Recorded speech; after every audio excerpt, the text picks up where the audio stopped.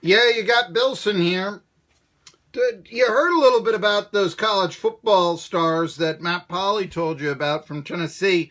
Bobby Majors' last game, uh, I've seen it on YouTube. I mean, it was 1971. Of course, he's Johnny Majors' younger brother. Uh, but regardless, the thing I'll remember about him was around 1971.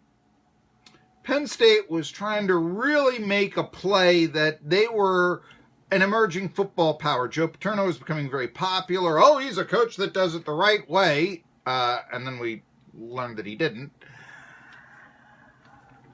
But, Penn State, they whined and whined and whined.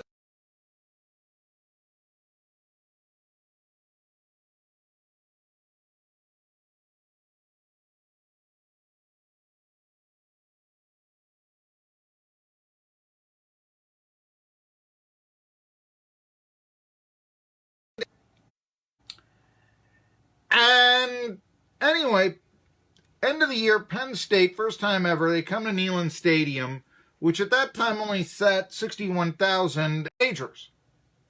He took his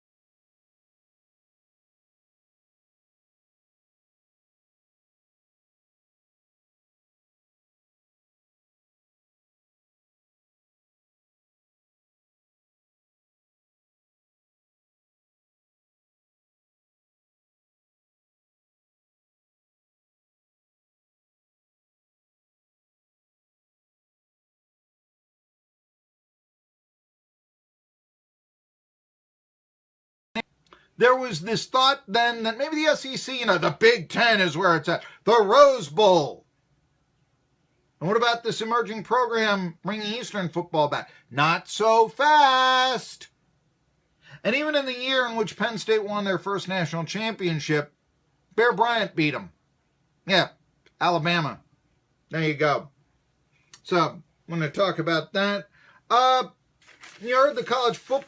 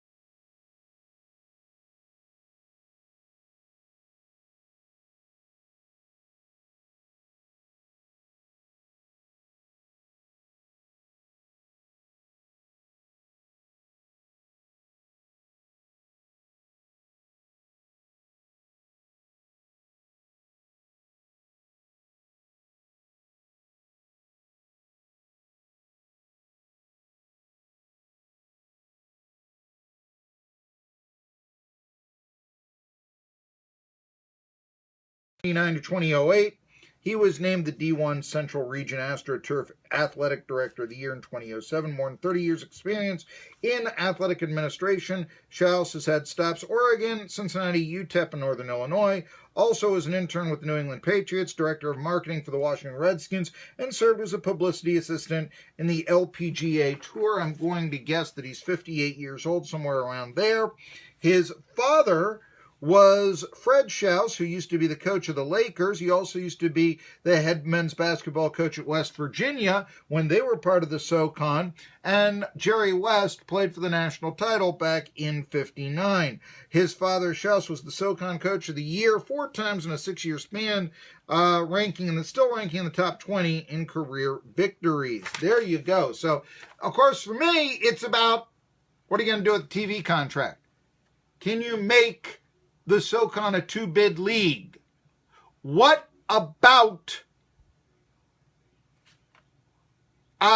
football? Is it going to still be in the FCS, North Dakota State, James Madison, and everybody else? Or can the SoCon recapture past glories? Really, the SoCon could go either way. It could be a very prominent mid-major basketball conference. It could be another A10. Or it could drop to where it used to be. What's going to happen with those service academies? How much longer can this conference continue to say, okay, yeah, you can lose every game VMI. Sure, the Citadel, you don't have to contend for basketball riches. How much longer is that going to be allowed to happen? Boy, I really want to talk, and I don't have a whole lot of time now, to talk about Kelly Harper dismissing Gino Auriemma's Barb to the Lady Vols. Of course, next year, thanks to Holly Warlick, a January 23rd game at UConn looms on UT's schedule. And guess what? Gino Auriemma says, well, you know, so what? When the teams are playing number 1 versus number 2 is really good for women's basketball. There was a lot of rivalry and competitiveness. A lot of people talked about it. A lot of people watched it. Maybe even non-women's basketball fans. That was good for the game. But now, it's something we'll have to sit down and evaluate as a staff and look at our current schedule and see what the commitments are in the future. But you know what?